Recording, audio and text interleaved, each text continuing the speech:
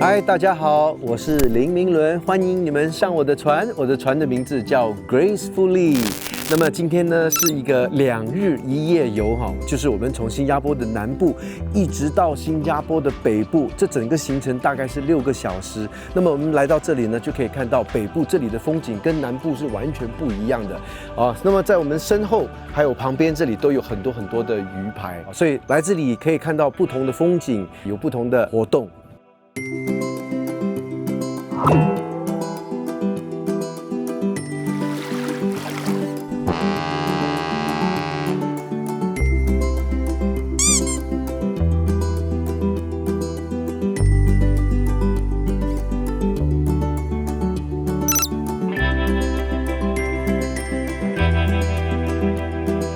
新加坡，我们的海峡，这个新加坡海峡是非常的繁忙啊，有多繁忙？猜一猜，每一天有多少艘船在这个海峡上面？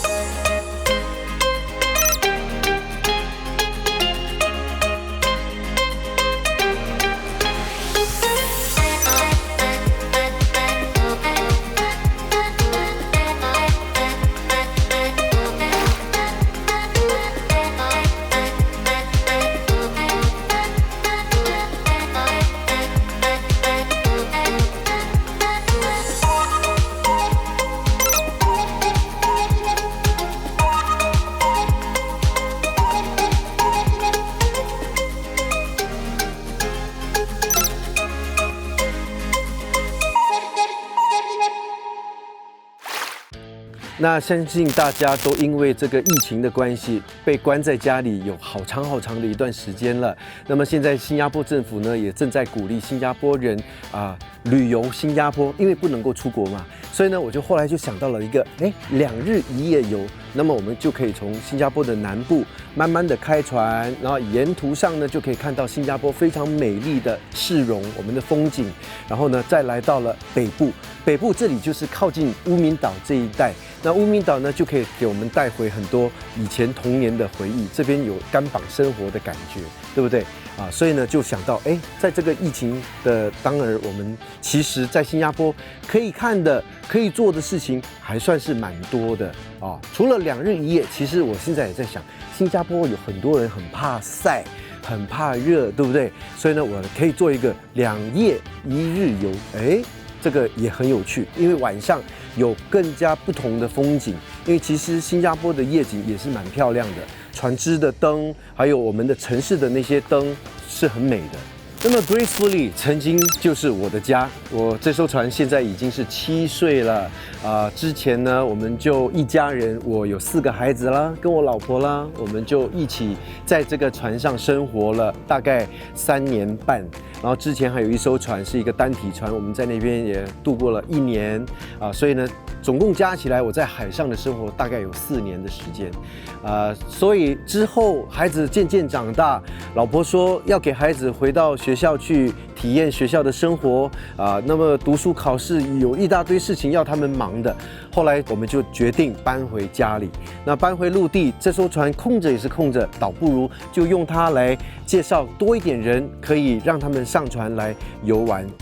在船上生活的那4年，给我学习了很多很多。因为要当一个好的船长，不单是要懂得见风使舵，其实呢，更重要的就是也要懂得煮啊，要懂得依旧啊，要懂得修理，所以有各种各样的东西要学习。包括电工、木工啊、引擎的那些维修，很多很多东西都得要自己亲力亲为。因为当你出海到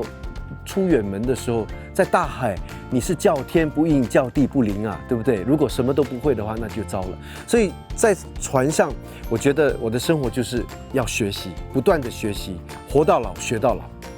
我的生活历练可以说就是在船上这边，就让我慢慢的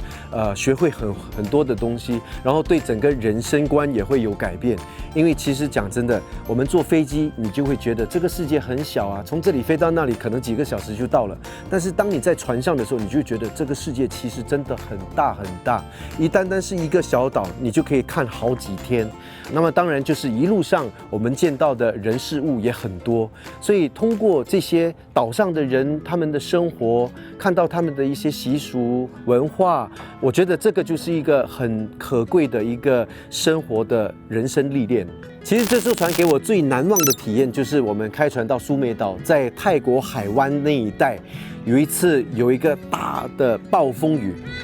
你太吵了吧？这是小只的老鹰哎 ，White Belly Sea Eagle。那么会这样子叫，通常呢就是 baby 在跟妈妈说，哇，我肚子饿了，我肚子饿了，快点抓一条鱼给我吃吧。啊，它主要就是在海上捕捉。这个是我的梦想啊，有一天可以好像 David Attenborough 这样子，可以拍生物纪录片。然后就有一次，我们就开船到苏梅岛的时候。就遇到了一场很大的风浪，其实是一个台风哦，但是它又不是台风季节，所以其实没有想到原来那个会有台风来袭。就这个台风呢，就先攻击泰国的西部，然后到泰国的本岛，之后才打到我们。我们是在它的东部嘛，那个海浪是大概6-7米高啊，每一个海浪都几乎要把整艘船吞没掉。所以其实是有点可怕。不过，当你的老婆跟孩子都在船上的时候，你根本没有时间害怕，你只会想说：好，我要尽量把船开好，然后让它保持在一个安全的一个位置上面。所以那一天就遇到了8场暴风雨哦，24小时里面有8场暴风雨，我就跟我的船员连日连夜，每个人就开3个小时，睡3个小时，这样子就过去了。对。其实过了那场暴风雨之后，给我最大的一个启发就是，我觉得，就跟人生一样，当你没有低潮的时候，你永远没有想象到高潮的那种乐趣。就好像我们现在，你看到这水很平静啊，很舒服啊，好像也很 boring， 没有什么这样子，对不对？但是当你有一天经过了大风大浪之后，你就会觉得，你会懂得去珍惜一些人生里面看到本来好像不怎么起眼的事情嘛，就好像新加坡旅游吧，你看啊，以前都没有想到人家会要开船啊，要到乌敏岛啊，或者到拉萨路岛啊、圣约翰岛啊这些地方，人家都已经忘记了，每个人都想说啊，我要到外国，我要到首尔，我要到美国，我要到哪里？可是其实新加坡我们真的是忽略掉了。作为新加坡人，其实应该好好的去珍惜我们身边所拥有的东西。其实，在海上的生活真的是挺辛苦的，尤其是在我们这个地带，因为天气实在真的是太热了，热到连我都受不了。但是呢，就是一天有2个时段是最开心的，就是日出跟日落的时候，天气凉凉的，温度很舒服，然后风景也很漂亮，吹着微微的风，然后你就看到太阳日落，那种景色是，即便天天都在看，你都从来不会觉得 boring， 你从来不会觉得说是，哎呀，看闷了，对不对？然后还有，当然就是在海上，有的时候会遇到海豚啊，在海豚来的时候呢，有的时候是好几百只，然后他们看到你的船，海豚是很好玩的动物，当他看到你的船来的时候，他们就会游到很靠近，然后他就会游在你船旁边，他就会斜眼这样看你一下，瞄你一下，你可以直视看到他的眼睛，然后你就会在想，他到底在想什么？是我在看他，还是他在看我呢？说到钓鱼，这个就可好玩了。因为呢，我的船啊，它似乎知道我不喜欢钓鱼。我为什么不喜欢钓鱼呢？很多人都以为说，你拥有一艘船，你出海，你应该是经常都会钓鱼吧？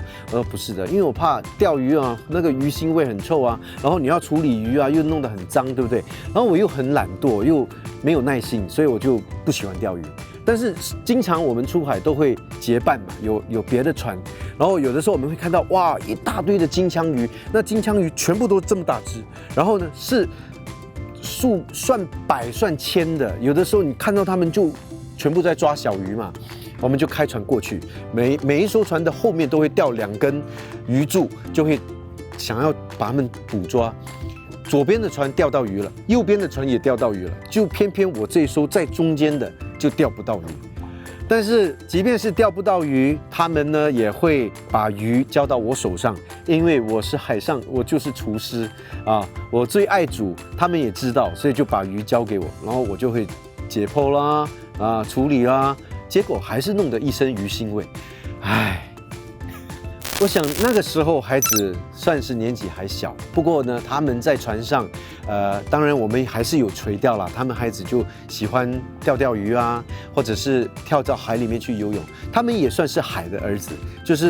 就连我的最小的那个儿子，他现在已经是7岁，不过那个时候我们出海的时候，他才2、3岁，然后他是完全没有通过老师的教导，他自己学会游泳啊，所以其实。我想给孩子们最难忘的回忆，可能就是我们在海上的那段生活。可能你现在问他们，他们也不一定能够完全记起来，可是他们好像似乎记得有一段无忧无虑、很自由自在的生活，很写意。然后记得那个时候的风景，那个时候的日落呀。我想，还有一点就是让孩子。在很小的年纪就已经学会懂得自己照顾自己的生活还有安全，因为我经常跟他们说，孩子，如果你不听话，你到处乱跑乱跳，你要是不小心掉到海里面去，可能爸爸就永远都没有办法把你接回来了啊！因为在海上，它确实是有它一定的危险，所以在他们年幼的时候，我觉得作为父母最重要的就是先教会他们怎么照顾自己，教会了这一点以后。不管他们在哪里，不管是在海上或者在马路上，他们都会永远记得，安全是自己要去照顾的，不是爸爸妈妈，因为爸爸妈妈不能够24小时都在你的身边。孩子们的适应能力是很强的。当他们从陆地搬到船上，几乎可以说是3、4天呢，他们就已经是很习惯了。即便空间很小，可是他们还是生活得很愉快。一离开船上，哇，他们知道空间已经不是一个问题了，就跟我要求很多。以前我们有个规矩，就是凡是你从陆地上带上船，那个物品的大小也就只能够跟我的手这么长短啊，所以每带一样东西上来，就要有一样东西是要拿下船的，这样子才不会堆积到整艘船都是一大堆的东西。那么搬到陆地上呢，他们就忘记这一点了咯，开始哇买这个买那个，要这个要那个，变得现在我的家就像一个大大的储藏室一样，一大堆的东西。所以我觉得生活在船上呢，它有它的好处，好处就是因为空间小，所以逼得你呢就不要有太多东西，然后也变成你懂得，虽然东西少，但是生活可以很简单，